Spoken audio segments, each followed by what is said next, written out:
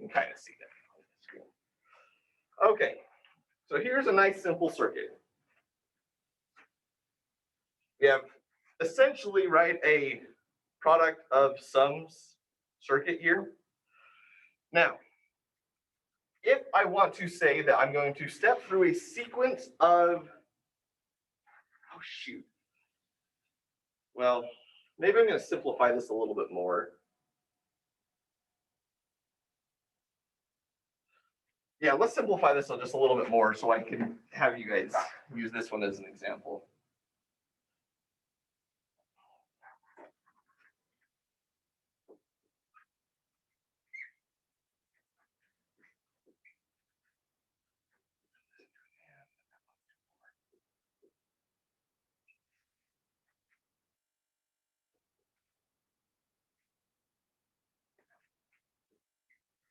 Okay, sorry about that. I just want to make sure that this circuit works out cleanly for us.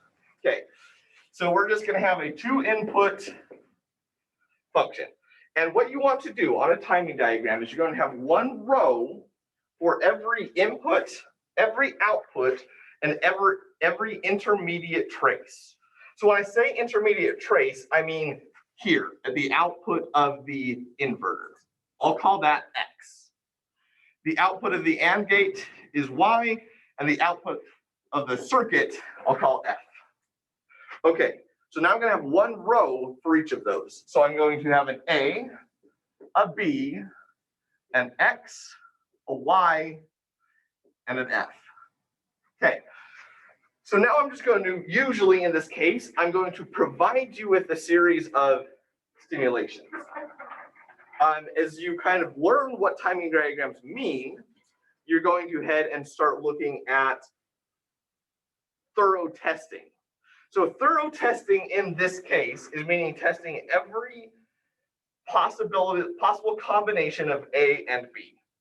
So the easy way to do that is just count in binary. A is going to go 0, 1, 0, 1, and B is going to go 0, 0, 1, 1. So let's start out with that. So if A is starting at 0 and B is starting at 0, I'm then going to just divide this into arbitrary time lengths. They don't really matter. So this axis, the x-axis, is time. Right now we don't care what that time is. Later we will. So after 1 unit of time, A goes to 1. Another unit goes back to 0, back to 1, right? So we have 0, 1, 0, 1. That's what those levels show. B is similar, except for it's 0, 0, 1, 1. So this is something that I might give you. I might say, finish this timing diagram.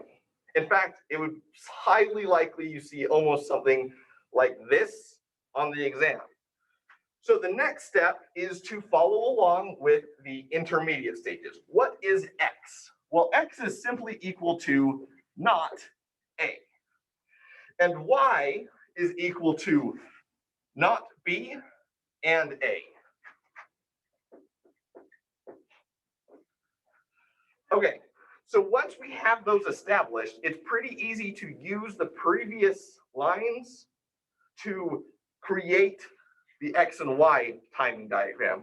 So if X is not A, I just write the opposite of what's happening on A. So it starts at 1, drops to 0, back to 1, back to 0. Not A. A and not B. Now for this one, I can just go ahead and look for anywhere, any of these sections that meets this criteria. So let's start by identifying not B. Is this region. The only place that I have both not B and A is here. So I'll call this 1, 2, 3, 4. So at time 2, I have both A and not B, therefore Y is 1. Everywhere else, Y is 0. Now F. F is simply X or Y.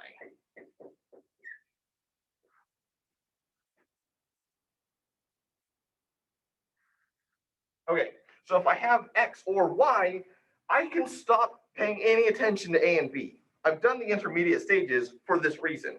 So I don't have to worry about the complexities building up. It's just these two waveforms, that's the name for them, these two waveforms that I have to look at. So if X is true or Y is true, F is true.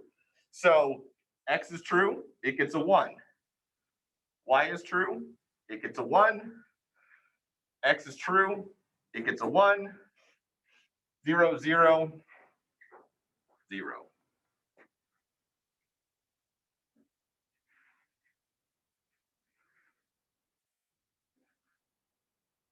Everyone follow? Sweet. Okay, so that's the basic idea of timing diagrams. Now, you're going to learn to use code to design hardware. When we test them, we will set up these sequences of inputs and look at what happens at the output. This process is called debugging. It's the process of seeing what does the inputs do versus what does the output do, and is it doing what I expect? And we'll go through some more examples to kind of solidify this right here. I'll actually have you guys go through one. What's a good circuit? Oh, you guys remember the mux from last time?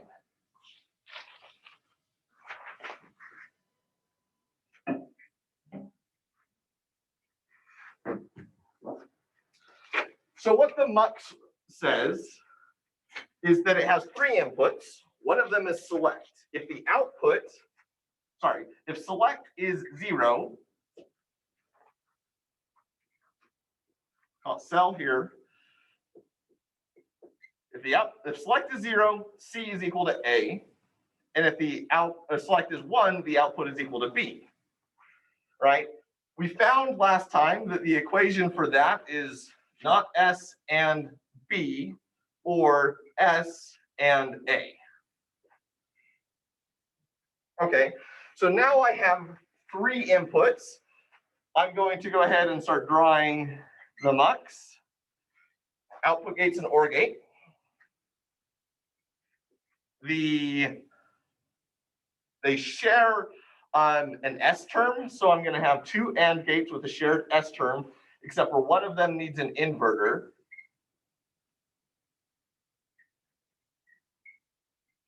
And then I just have A, B, respectively. Boom, that's that circuit. Does everyone think they could draw that circuit from this equation?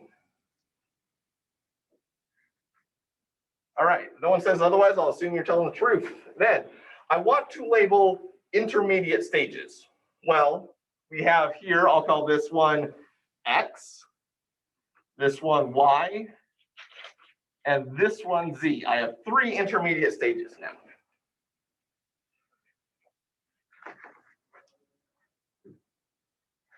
A, B, and I also need to add the S. Okay, so I'm not going to exhaustively test this one because I now have 3 inputs. That's 8 possible combinations. That would take a little bit of time. So I'll simplify it. Again, going to mark down arbitrary time separations. For the sake of clarity, I'll call them 1, 2, 3, 4, 5, and 6. And then A, I'm going to do the same thing I did. Actually, I'm going to start with S, because I want to test the cases where S is 0 and then the S is 1 kind of together. So let's start out. S is going to go 0, 0, 0, 0, 1, 1. And I would just continue those ones, right? Because that's 4 and then 4, and I would have all 8 possibilities if I were to continue testing. A is going to do the same thing before, 0, 1, 0, 1, 0, 1. B is going to do 2 at a time, 0, 0, 1, 1, 0, 0. Okay, X. is equal to A and S. So anywhere that A is true and S is true, X is going to be 1. So here is it. Everywhere else, X is 0. Okay, Y is just not S.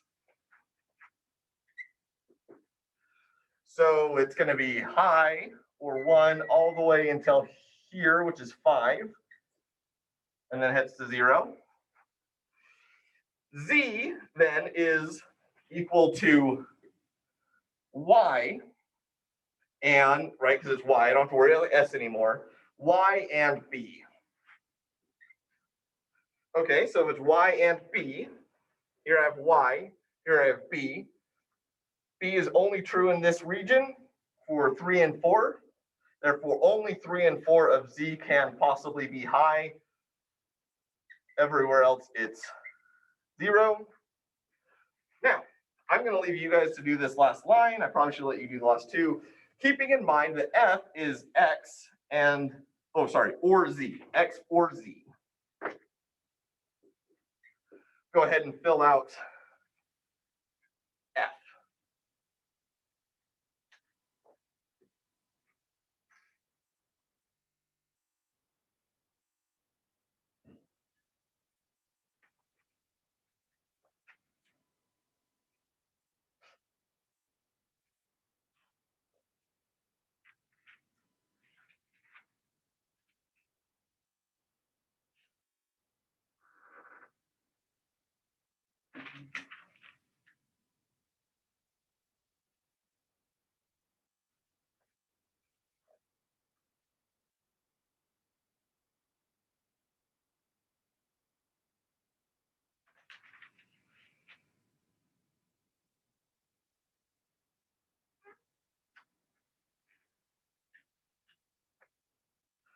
Okay, so all I'm doing, since it's an OR operation, I look for anywhere X or Z is 1. Well, Z is 1 at 3 and 4. And X is 1 at 6. Everywhere else, it goes to 0.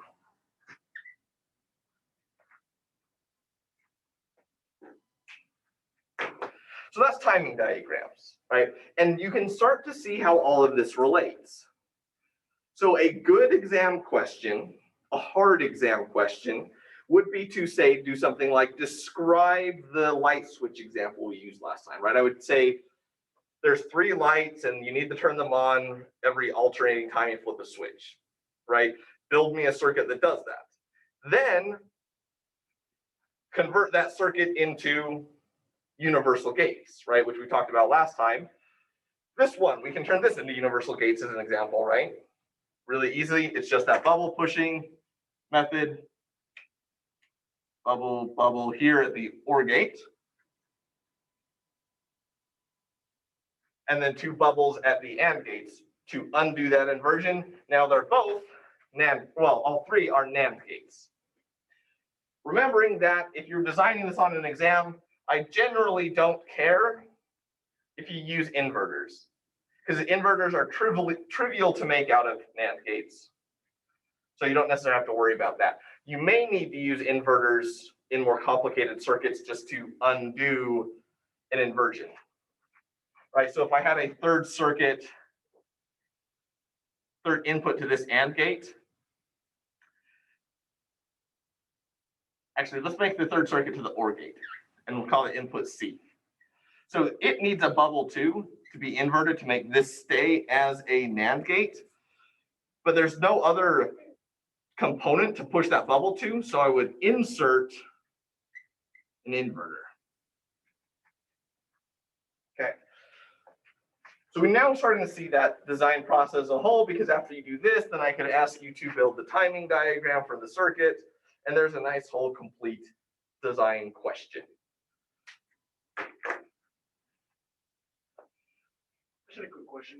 How did you know to use 6 exactly, and the other one we use 4 like slots? Oh, so that's what I was talking about. This was not exhaustive. If I wanted to be exhaustive in this one, I would actually need 8.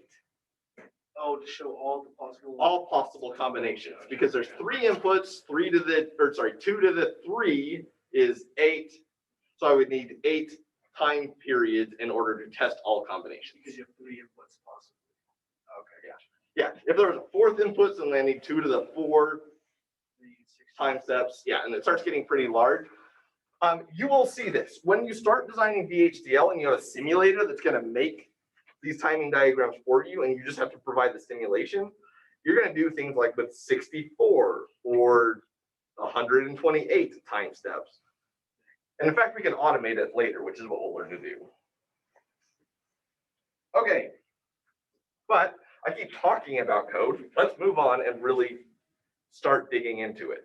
So this is going to be your introduction to VHDL. Remembering that VHDL is a hardware description language, HDL. It is not like a typical programming language. Your typical programming, if you sit down and write, say, C++ or C or Python program, it goes through what's called a scheduler. So it's like, yeah, this is the command, I'll get to it when I have time. Now, the schedulers are good because it makes designing complicated programs fairly easy. You would be hard-pressed to see me ever want to design something like a GUI, graphical user interface, using digital logic. But for simpler tasks or for any mathematic operation, digital design is just way better than what your processors can do. Just way better. This is why people use graphics cards for cryptocurrency mining. If you ever looked into like Bitcoin mining, they use graphics cards, not processors, for that mining because it's just math. And graphic cards are designed more similar to the raw digital logic than they are to a conventional processor. And you guys will learn to design a processor using this digital logic. They're intricately tied, but some of the raw digital circuits are just better than a processor at math. Okay, so what does that mean for us? So the scheduler normally in a processor says, I'll get to when I get to it.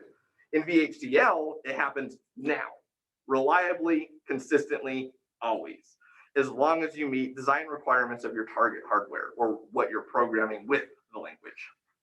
So, one example I really like to start out with, because it's real world, it was in my PhD, all I had to do is make a circuit that counted in binary. So I had 4 outputs, and one of them was going 0, 0, 0, 1, 1, 1, 1, right, slowly.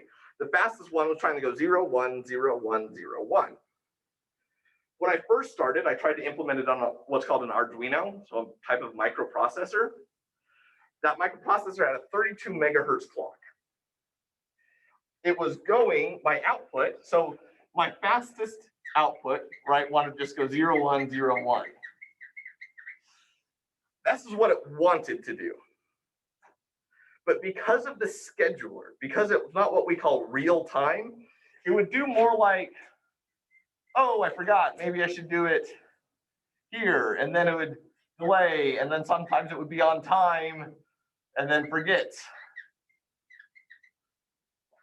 And the faster I went, the worse reality became,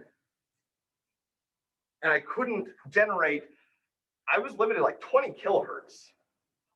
Even though the processor speed was 32 megahertz, the scheduler is busy doing things like, oh yeah, but there's this USB thing I have to worry about. Oh yeah, what about this little math thing? And it would just kind of get to it when it got to it. By switching to a device called an FPGA. So FPGAs are programmable hardware. They're easy to reprogram. You actually get to see one in this class later, and you just dump your code onto it and it does what you want. I had an FPGA with a 1 megahertz clock instead of 32, and I was able to generate a 4 megahertz digital counting signal with 100% reliability.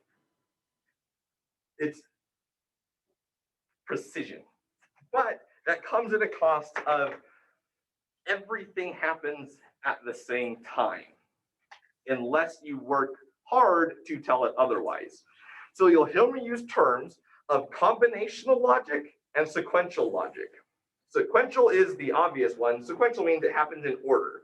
When you write Python, it's sequential, right? You write a line that does this, then this, then this. When I write VHDL, its default state is combinational, meaning everything just happens all at once. Okay. I need to disclaim that I tend to write in something called pseudocode, which is to say the code that I write on the board is a representation of VHDL, but will typically have errors in it. It's difficult to handwrite VHDL correctly, consistently. That being said, I will try for the beginning of this course to stay close to what VHDL really looks like, and the further we go on, the lazier I'm going to get, right? Because at some points I just want to describe to you the idea of what we're trying to do. All right, let's go ahead and see what building a MUX multiplexer looks like in VHDL. So this is our circuit. This is our equation. So the first thing that we have to do in VHDL is to, oh shoot, I almost skipped something. So there's two different ways to design digital hardware. And it kind of walks you through the design process on page 61 of your book. And the first step, we've gone over this one, is the design conception. What are you trying to achieve? We are trying to design a MUX. The next thing you have to decide is how am I going to design it? And there really are two tools. There is one called schematic capture, and the other is Verilog or VHDL, the programming language. We use VHDL. So I don't teach schematic capture. Now what schematic capture is it provides you with icons, diagrams of inverters, AND gates, OR gates, NOR gates, and you just drag and drop them into your circuit and hook the wires up. Now that sounds like a good, clean way to design it, but if you consider a processor, and you were trying to design a processor, you would have millions of transistors. Remembering that inside each one of these, right, is a NAND gate was 4 transistors in the CMOS technology that we just showed at the beginning of the class. So if you have a million transistors, which would be a small processor, then you would have what, 250,000 gates that you would have to connect together and hope you did it all right. It's just not practical. So schematic capture tends to be a tool they use to teach students. However, I'm skipped straight to the VHDL because the schematic capture is going to hold you back. What it does do is help you visualize what's happening. So the other way that you can think about things outside of schematic capture is block diagrams. This MUX diagram is what you'd use in a block diagram. I know that inside of this are those gates, and inside of those gates are NAND gate configured transistors, right? So I'm increasing this level of abstraction. I can take it even further and just do something like this. Or not.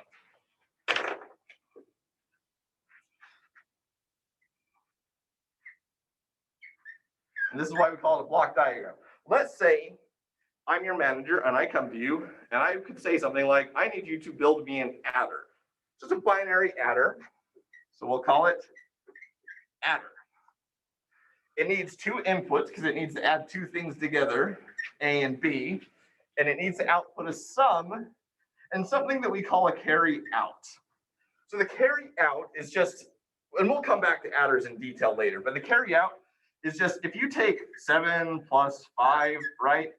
I get 3 in the ones column. If I don't have an extra bit somewhere for the carry to go, it just gets lost. That's what the carry out is. It's just the next place. Make sense? Okay, because if I add a 1-bit number and a 1-bit number, I can get a 2-bit result. All right. A, B, S, and the carry are all what we call ports. Okay, ports. This is the block name, and then it has nets that come out to connect to other blocks. This kind of block diagram is how I plan my circuits. I start thinking about what does a block need to do. And I don't even need to program this block at first, which is why your manager can come and just give you this and tell you what it's supposed to do. You will make whatever's happening inside the adder. Your boss won't care as long as the inputs, as long as given inputs, the outputs are what they're supposed to be. Those ports are the connection to what we call kind of the black box. You have to design it so it does what it's promising to do, and your documentation needs to record well what it's going to do. But ultimately, inside is invisible or opaque to the outside world, whatever it's connecting to. So I could have some other circuit, we'll just call it circuit X, that has an output port that plugs into B. Or P, right? And so this is generating some number that goes into B, which then is going to pass from the B into the sum to some other circuit. So when you see schematic capture or block diagram as a word, this is what it's referring to, is using visualization of blocks to connect together. In VHDL, we don't use schematic capture. What we do is instead of drawing that block, we create something called an entity, which is to say, this exists. And let's design the mux in VHDL. So entity mux, I need to give it a name. Then VHDL is annoying, you have to say is after that. And then I declare what the ports are going to be. Right, so this is just words describing that block diagram, this block diagram. So what do I have? I have ports A, B, C, and select. Well, A, B, and C select are my inputs. A, B, S. I'm just going to stick with S instead of select for simplicity. And then I have to say what kind of port they are. In this case, these guys are in ports. Then I have to say what kind of a port is it? What type of data is carried on that? Well, let's just call it a bit. So port A, B, and S are inputs of type bit. End with a semicolon. VHDL ends almost every line with a semicolon. Now I need what I call it C is my output port. So C colon out, and is also type bit, close parentheses, semicolon. And then I say I'm done with the entity by saying end name of the entity. So end mux. So all this is doing is providing the information to the outside world of what it looks like. This is all that the outside world will know exists, is these ports, inputs and outputs. But it needs an architecture, something to do inside. And we do that by declaring architecture. This too needs a name. Don't worry too much about what the name is. It's really arbitrary. So I'm just going to call it COM. It's short for combinational. And then I have to say what that architecture belongs to. So I say architecture COM of mux is. And now I give it a begin. You can technically put the begin after the is. I highly recommend this formatting because it's clear and easy to read.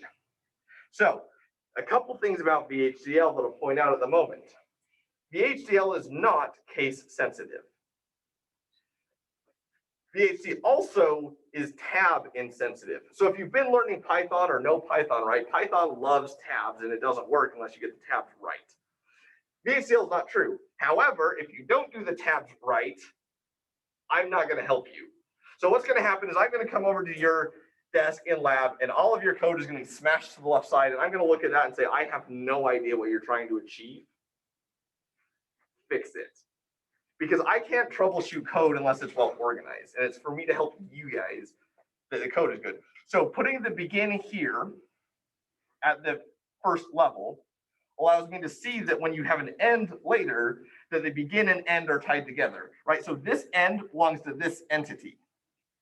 And there should be nothing else on the first level between entity and end. Similarly, begin and where the end comes later, nothing else should be at that same level, so that's quick and easy to see. All right. So we then have to make the assignment. We need to create the logic inside of this begin. Well, it's just a simple equation. And all I have to say is this: F gets assigned to. So we use, let me draw this a little bit better. Okay. This is saying we're going to put whatever's on the right side of the equation into the variable on the left. Oh, shoot. And we're not going to use F, we're going to use C because that's what I called the port. All right. And then I can start using words to describe the equation. So I'll say not S and B, or shoot, yes, S and A, semicolon. There's supposed to be a space here, it's just not clear.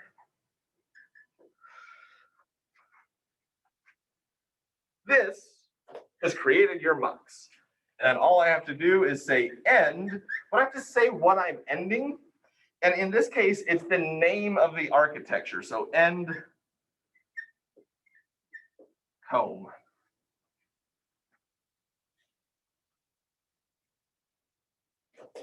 So this should be more or less fully functioning VHDL to create a mux.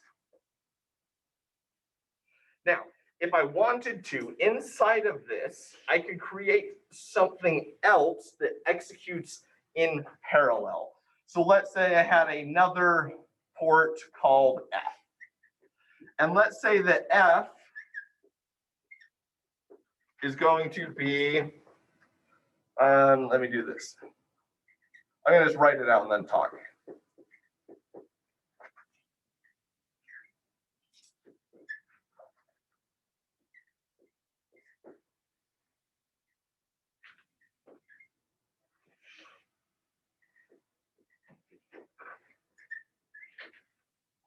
Shoot, that's a repeat.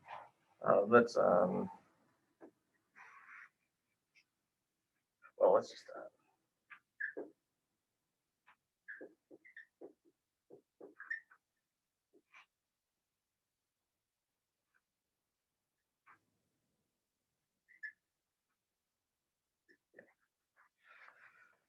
so the output F then, and I'm going to change this to C so I can make a point. Okay, so this F is different. It's A and B and C. So it's saying if C is true and A and B are true, F is true. So it's just a 3-input AND gate is its output, right? Okay. When this happens, evaluates. It's pretty much continual all the time looking at the inputs, and both of these will change as fast as they can. They happen parallel. They do not happen sequentially. So it's not waiting on the new result of C. It's executing with whatever C was when it first changed. It's not like calculate C and then do F. So more explicitly, if I said A is equal to 1 plus 2, B is equal to 3 plus A, and I executed the HDL that did this, if A last time was 0, so let's say A at time t minus 1 is equal to 0, and this is at A at time t. So new A is 3, old A was 0. When this executes, B is going to be 3 plus 0. It's not waiting for the result of A to put into B, which is what you would expect in something like Python, right? You would expect for it to calculate A and then do B. This doesn't do that. This is just all at once and can be confusing because of that. But that's what combinational logic means, is it all happens in parallel, right? And you can think about that in terms of the circuit, right? Because it's not like this inverter is waiting for the result of this NAND gate. It's just not, right? It's all happening in parallel. Okay, there are plenty of examples on page 64 that you can start looking through at some of that VHDL. I believe on Thursday, I'm going to come in, I'll set up my laptop and projector, and we'll actually go through the design environment for VHDL that we call Vivado. On Canvas, in the lab folder, I have a lab 0. This is actually just pulled from my 3610 class that I teach. And it kind of walks you through how to install Vivado on your own personal computer. It is free, but it's very big. Both this lab and the lab that we use for this class have Vivado installed on those computers. So you can use them there or at home. We will be doing a fair amount of VHDL using Vivado. I don't expect you to understand it until I walk you through, which I think is Thursday. Okay. So now if you recall, I talked about the design process where you first would start with the conception and then you choose your tool. We're choosing VHDL. And then you go through something called synthesis. Now, synthesis is what takes this code and tries to turn it into a circuit. It turns it into logic. What are you trying to do? It's similar to the term compilation for your typical programming language. We call it synthesis. It's making the circuit. And then once we've done that, we can simulate the circuit, right? And that's where those timing diagrams in. I can put inputs into these ports, A, B, and S, and it will give me waveform outputs for C and F. So that's where this timing diagram thing comes in. This is how we evaluate if we wrote good code. Once we've done that, we get to choose if our design is correct, right? We get to look at it and go, did it work? Because what we don't want to do is get to the end, make $1 million chip, and not have it work, because we were just like, I hope it works, right? Synthesis and simulation are the steps to make sure that it's going to do what we think it's going to do. From there, you can implement the design. So this book is using physical design. Typically, we just say implementation. What that means is it takes it from a generic circuit like AND and OR gates and implements it on a specific technology. So it could turn it all into NAND gates or all into NOR gates or whatever it's specifically tying up to. And we'll circle back around to exactly what the interior architectures, a lot of these things that we'll be programming are. But that's what implementation does, or the physical design does, is it make it match the technology you're trying to program. Once you have that, you can actually go into like timing simulations or post-implementation simulations. And these will actually take into account the device physics. It's not just your code that it's looking at, it starts looking at how will the device physics affect how your code is behaving, right? Because some devices are just not capable of going sufficiently fast. And so if you try and do code that is too fast, the post-timing or post-implementation simulations will show that as a problem. From there, if all looks good, and we call them timing requirements, if the timing requirements are met, you can then go ahead and actually build the chip. Sometimes that means sending out the code really to a fabrication house and they'll make it for you. In this class, that means programming an FPGA. So you'll hear me use that term a lot. FPGA just means build programmable gate array, and we'll get a closer look at those in a couple of weeks of what that means. But it just means that they have a bunch of switches around that when you send electricity to them, they reconfigure themselves into whatever circuit you can imagine. Okay, so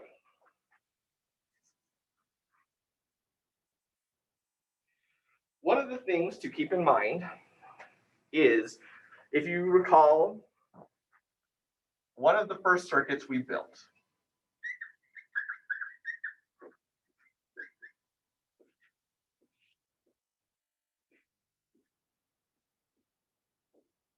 Right, this was an inverter, just using an NMOS and a resistor.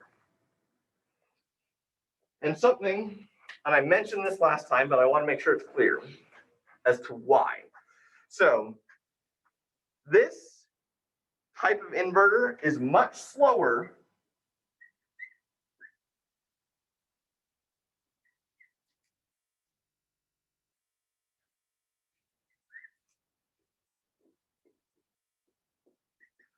than this type of inverter.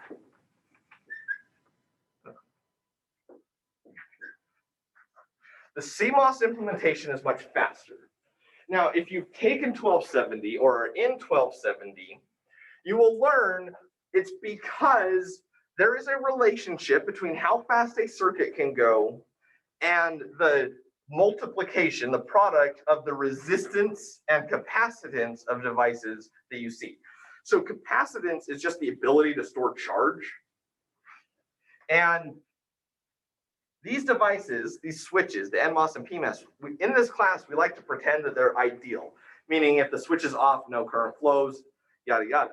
But that's not true. These have what we call parasitics, parasitic capacitance, parasitic resistance.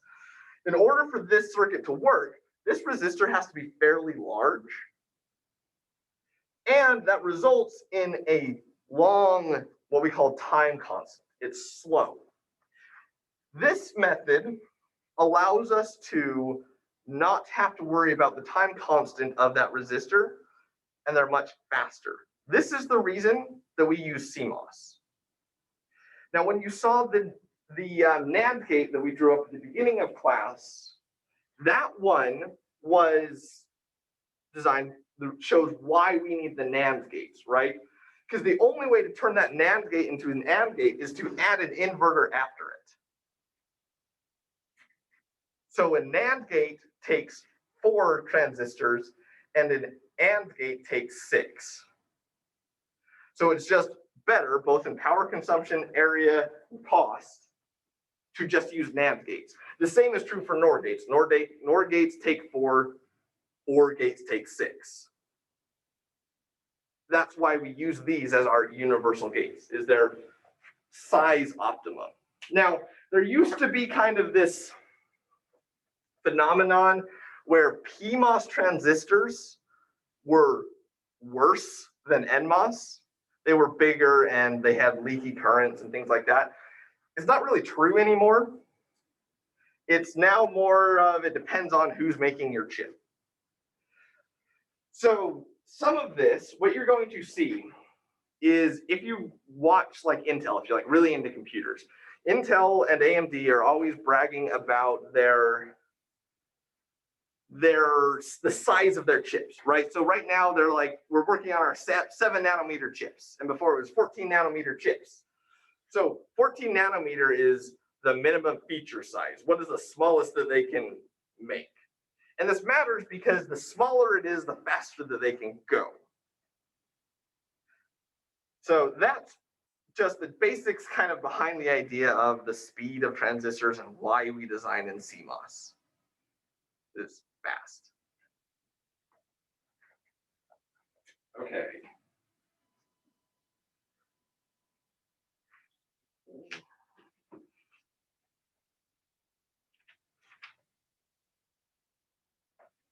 I feel like I forgot something. So that's the end of my lecture notes, but I really feel like, there we go.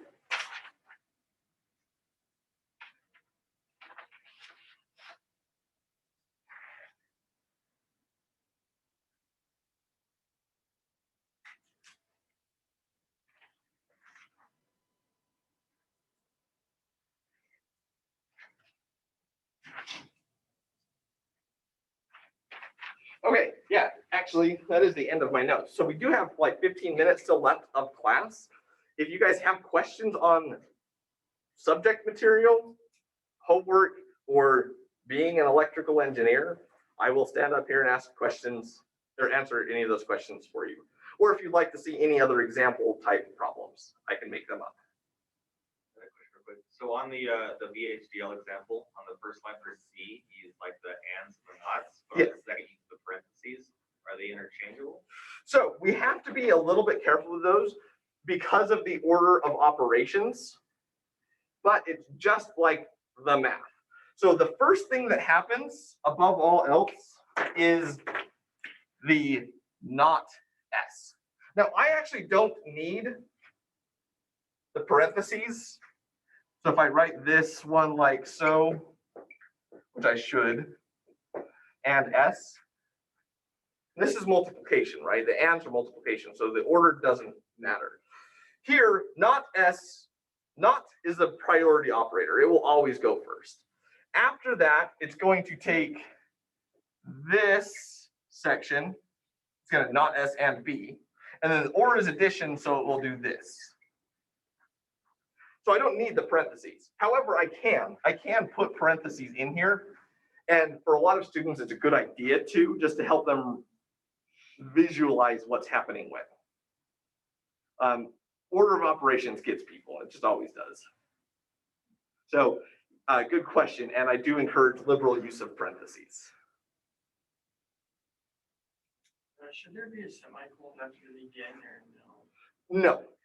So this is, VHDL has this thing where it's like, it always does unless, so you'll hear me, like earlier I said, it is not case sensitive. So like here where I wrote a lowercase n and here I wrote capital case, totally fine. But they always have exceptions. There is actually one situation that you won't have to address, I don't think, where it is case sensitive and it's obnoxious. Here is one of the rare exceptions of no semicolon. We don't end with that semicolon. A lot of this is what you will just learn, and the debug features of Vivado are actually really strong. The errors are pretty clear. So if you accidentally did this, it would pop up and all it would say, the error would say error near begin and give you a line number. So then you have to go look here and go, okay, something is either wrong with begin or the line that comes before it. And actually, sometimes the error would pop up and say error near C equals yada yada, because the error happens here. And what happens is the compiler, right, when it gets to something that's wrong, just gets stuck and says, yeah, there's a problem here, I don't know what it is.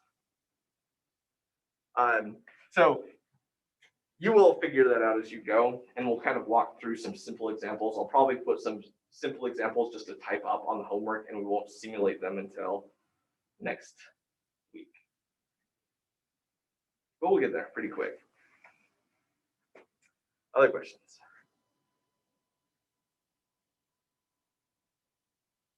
All right, so you guys feel good with the Boolean algebra and De Morgan's theorem and bubble pushing, all of that? We're feeling good?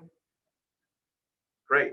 Glad to hear it. I guess we're going to end class a little bit early. I'll still hang out if anybody wants to come up after if they have questions they don't want to ask in front of the class. Anyways, thanks for coming, guys. Thank